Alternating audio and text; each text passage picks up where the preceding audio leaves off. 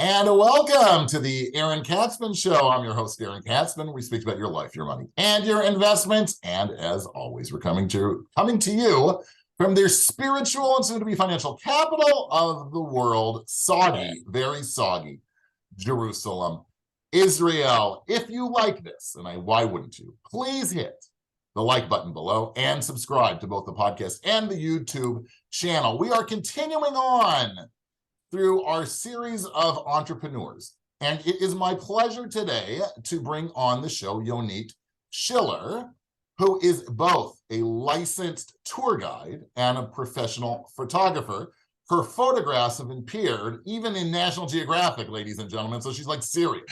She's not just whipping out, she's not just taking out her little cell phone and taking a picture, right? National Geographic, so that's like the big time. She hails from Buffalo, so obviously we know why she came to Israel. I want to bring Yonit on the show. Yonit Schiller, welcome to the show. Thank you so much, Aaron. It's a pleasure being here. What an introduction. It's the rain. So I want to first of all disclose that as a professional photographer, Yonit actually photographed one of our family celebrations. So everybody should know that we've actually used her and we're living to tell about it. So that's even... And that's why I'm here today, from that moment on. There you go. So Yonit, tell us about how you got into the dual job of photographer and / tour guide. Sure. Well, while I was living in Canada, actually, as a student, I started dabbling in photography as a living, meaning I was photographing upcoming actors here and there. I was taking their headshots. But when I made Aliyah, I contacted a professional photographer and asked him if he would be interested in taking me on as a free intern so that he could mentor me in the field. And I suppose I could point to that as my departure into photography. And when I started photographing for friends, it kind of spiraled into a living and a profession. And my first wedding was in 2007. That was the first wedding I photographed solo. And from there on out, it's been an amazing, wild ride. So that was in terms of photography. And after I completed my master's in Jewish education, I decided that I wanted to enter the field of experiential, informal Jewish education, dealing with Israel, and guiding was right up my alley. So once I completed my course, my guiding course, I ended up guiding all kinds of different school groups and families and groups of Christian pilgrims. And right now, working in both of these professions, since the floodgates have opened since Corona, it's been very hectic, thank God. So I want to get back to Corona shortly, right? How you sort of weathered the storm. But what kind of photography do you do? Like, you mentioned weddings, but then I mentioned National Geographic, right? Which we all conjure up images of Africa and animals. Right. So I had a crazy kind of gig about 10 years ago or so where I was hired to photograph gold mines in China. It's not your run-of-the-mill type of photography job.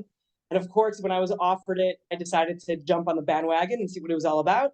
I was sent to China for 10 days, wow, photographing various meetings and also the local culture of different communities and cities in China. And one of the images that I photographed in Beijing of a pond as part of the natural setting, or maybe really the artificial setting of a palace in Beijing, made it to National Geographic. So that I suppose is my claim to fame. Wow. Okay. But mostly what kind of, if somebody wants to reach out, what kind of photography do you do? Mostly what I do is I photograph events in portraiture. I also have documentary projects. Just yesterday, I went into the desert to photograph a musician who wanted a branding project. So we worked on creating an image that would really portray who he is musically. And I do all kinds of things. I like to dabble in all kinds of different photography.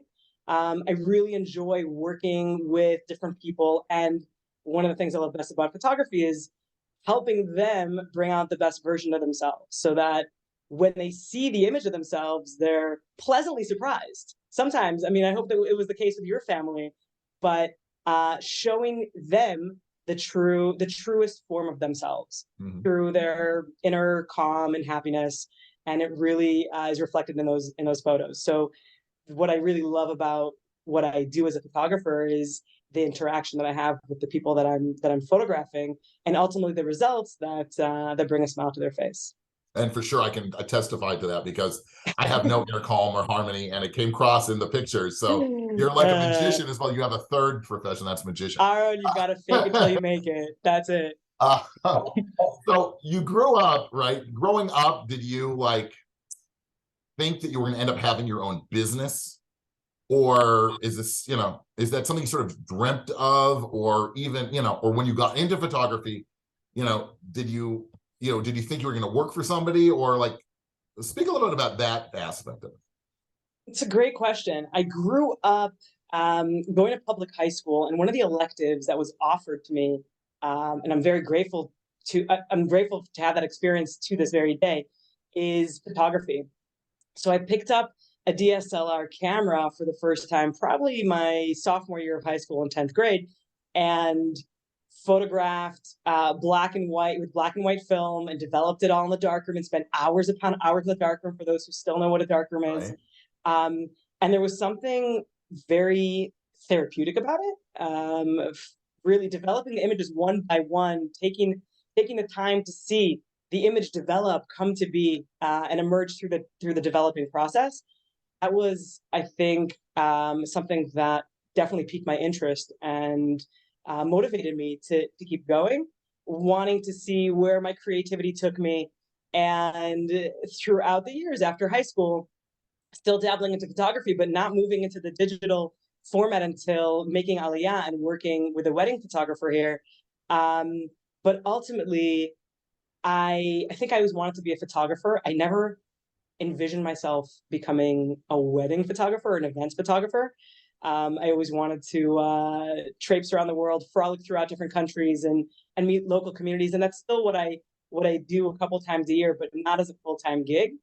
And I think it's definitely rewarding, making people's memories everlasting. And I've had this obsession with time, and I don't know if that's because of my love for photography or as a result of it, but capturing the moment is not just capturing a smile, but literally wanting to suspend time, really wanting the ability to just freeze frame. We just experience something incredible, or we're being moved in a certain moment, we emote in a certain way, and just to freeze that moment is something that I personally cherish.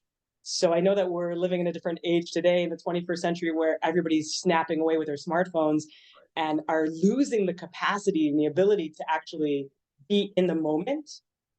But I'm looking at it from a different perspective, where we're actually capturing it in time. And also living between the moments. So we're not obsessed with capturing every single moment. That's not encapsulating a memory. That's becoming a little bit obsessed with documentation. But I think the way that I choose to frame it is literally just suspending that moment in time and making it linger for a little bit longer. Very interesting. Now, that's the glamorous side of your profession. Right. But, right, you run your own business, and I do.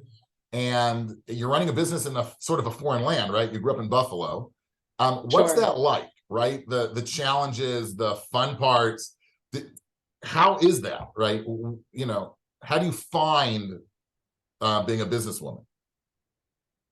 I think that it didn't hit me one day, oh, I'm a businesswoman. I think it's part and parcel of this sort of evolution, this evolution that takes form as you're trying to figure it out. You're not jumping through all the hoops at once. You're taking it one step at a time, and I think that's really helpful. Oftentimes, what paralyzes us as entrepreneurs, small business owners, is thinking that it's an all-at-once kind of process, but the natural form of things is that we take it as it comes. And I think that's with life as well.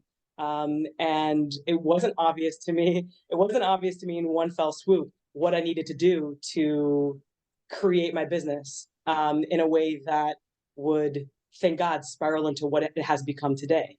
And it was a process. It wasn't within the first year and a half that everything was wonderful. It took some time and patience with myself to watch the business grow to a point where recommendations are coming from people I've never met before, and that I think is the ultimate reflection of success. So it definitely requires patience and a little bit of grit to be in it fully, knowing that failure is part of the process, and that's okay. But to jump in and to do it, right? Yeah. But to jump in completely and do it, knowing that the submersion might be somewhat stressful. It might take you in a different direction for a little bit until you get back on the horse, but ultimately to fully jump in. There's no other way to do it. So that sort of leads us to Corona, COVID, as they say it around the world.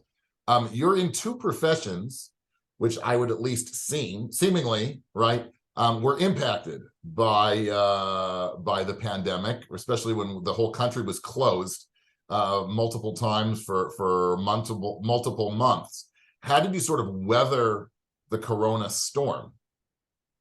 It was really a very difficult time. Underscore. It was a time that freelancers like myself were either looking for new jobs or cowering under the blankets and not knowing what to do because they felt completely immobilized professionally. And I think it took me a great deal of adjustment, an emotional adjustment, to wrap my head around what was the next step for me. But I was totally rendered basically unemployed, both as a tour guide and as a photographer.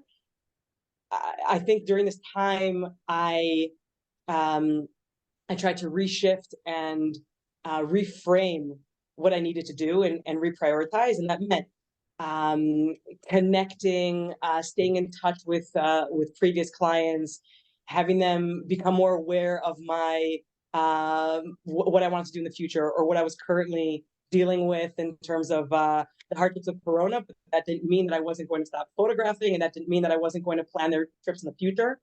I launched a website for Line of Zion Tours, which is the name of my tour company, and put that together, created a logo and the branding. So that took time, and I used the time, I hope, looking back, effectively, and reached out to more people who were interested in bringing their families to Israel, knowing that they wanted to create bar and bat mitzvah trips, or congregations that wanted to bring their members to Israel and wanted more information about that. At least they could get the gears rolling. Nobody knew when it was going to come to an end. So there were many times where I would spend hours upon hours curating the perfectly tailored trip for a congregation or for a family, only to have it canceled maybe a month before they were set to arrive, or a couple of weeks before they were set to arrive, when the skies were again shut down.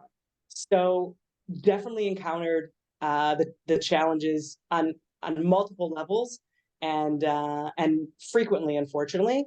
But what did hold me over and help me pay the bills was photography. Thanks to the other profession, because between the lockdowns, I was able to photograph those events that were not canceled, bar and bat mitzvahs and Corona weddings, which were, I would say, some of the most meaningful events, smachot, experiences that I've ever captured. I'm just coming to think of one Corona wedding that I documented was it between the second wave and the third wave? I can't really remember anymore. But the groom, hailing from England, didn't have his family present. Wow. And of course, they decided to just go ahead and have their event regardless, because, hey, life goes on and that's what you do. Despite the hardship, you just have to keep on moving. And I remember that under the chuppah, as I was photographing the bride and the groom, the Chatan and Kala, who were obviously in the middle of their heightened emotions, were about to receive the Birkat Kohanim, the priestly blessing, from the groom's father back in England over FaceTime. Wow. And I photographed that moment of interaction between the groom and his father, giving him blessing them both with Birkat Kohanim, and it was beyond moving. So there were those moments as well. It's not to say that it was an easy time over Corona, but everybody was in it together, and people were just making the best of a terrible situation. Right. So that's sort of the life in a microcosm, the life of an entrepreneur, right? There's always hurdles. It's never smooth. It's never Rarely smooth. is it smooth. It's never smooth. I think that if at the outset we all look at the trajectory as not being a smooth one, I think we're better off, right? It's all about managing expectations, knowing that it's not going to be perfect, but that's part of the learning curve. And that's what makes us better business professionals. We should accept criticism as constructive, right? As something that builds us and doesn't tear us down. And I think that as long as we frame our professional experience in that light, then we're better off for it. That's for sure. I think that, entrepreneurs understand that there's, if they can't get past rejection or hearing no or multiple obstacles thrown in their way, then they have no business trying to set out on their own, because they're not going to be successful. But if it's sort of in their nature that they're able to sort of look past that and sort of focus longer term, they tend to be much more successful. And that's what I find. I find from the series that we've been doing that that's something that's common, I think, throughout sort of those who have entrepreneurial spirits, is they're able just to keep going and have thick skin and deal with it. Right. I think when your goals are aligned with your will, or the other way around, then it works to your benefit. And when you have something that you're putting out there in the world that everybody can really enjoy or take delight in, then it works. But absolutely, you have to have that entrepreneurial spirit and understand that it's just not going to be it's not going to be a breeze in the beginning, and not to say that's going to be a breeze in the middle either. But you learn from it and you move on. And there is obviously the satisfaction, those moments that make it all worth it. Like you said, documenting the COVID wedding where the groom's father was in England and sort of capturing that moment. So a lot of would-be entrepreneurs, both in Israel or those who are thinking of coming to Israel, tune in to the program.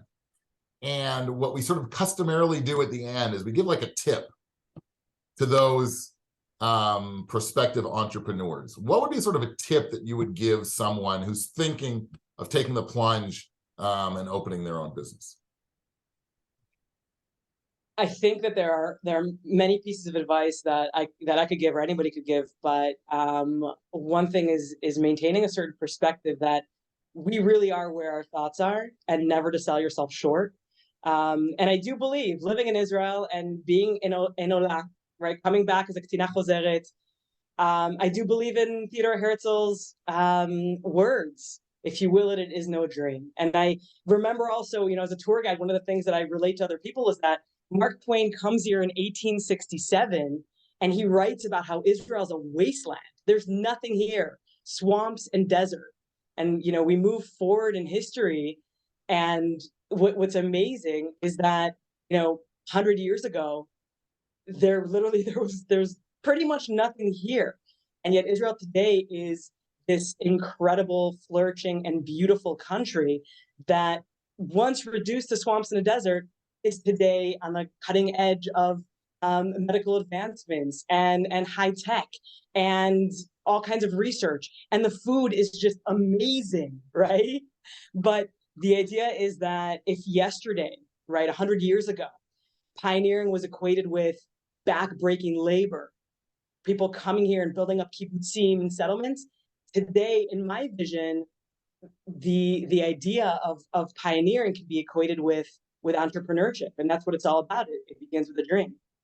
Wow, well said. That was great. And there's and for those of you looking to document the dream, contact Yonit, because she's got a real camera. How, I was remiss, but how can people be in contact with you? They can contact me through my website. I have lineofziontours.com or through yonitschiller.com, which is my photography site. My email address, which is basically my name, yonit.schiller@gmail.com. And we'll put all the contact information and your sites and whatever in the notes of the show as well, so people can just click on it and contact you. Yonit Schiller, thanks so much for coming on. Thanks for having me, Aaron. All the best. My pleasure. You've been tuning into the Aaron Katzman Show. We speak to you about your life, your money, and your investments. Once again, if you like this content, hit the like button below. Be sure to subscribe to both the YouTube channel and the podcast. Thank you so much for tuning in, and we'll speak to you soon. Bye.